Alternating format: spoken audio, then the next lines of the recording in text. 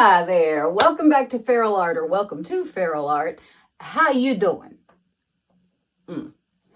This evening is the COZ Creations Patreon challenge. And for this challenge, it's a color challenge, and we had to use 4 of 6 colors. One of the colors was called Very Dark Gray Green. So I mixed up some TLP Emerald, TLP King of Pain, and a little bit of Blick Fluid Indigo, and came up with this sort of smoky green color that I really like. And another one of our colors was Dark Mauve. So I got out my Lucas Krill Mauve, which is indeed dark and pretty. Dusty Rose. I got out the TLP Venus, also very pretty. Ultra Light Plum, TLP Crescendo, all the way. And a light forest green, which I am using TLP Prenite for. I also added a gold, which is Chroma Molten Metals in Xanadu Gold. I have 2 cell activators. One is Amsterdam Titanium White mixed with 3 parts Australian Floetrol, 1 part of the Titanium White, and the other is Amsterdam Payne's Gray, which is mixed with 3 parts Australian Floetrol and 1 part of the paint. Whew, that was rough. Words are hard. Anyway, let's get down to this canvas.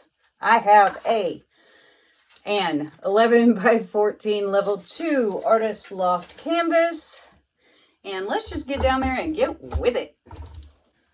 For my pillow, I have PPG Multi Pro 43-3110.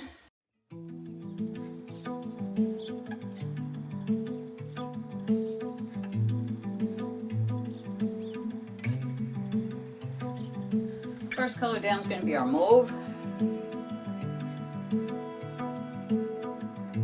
We're dusty.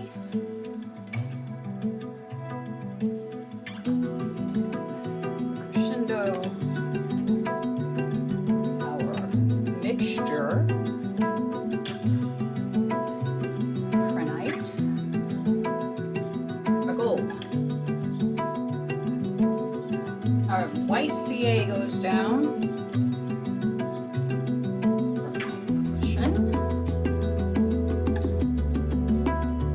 And a little more white.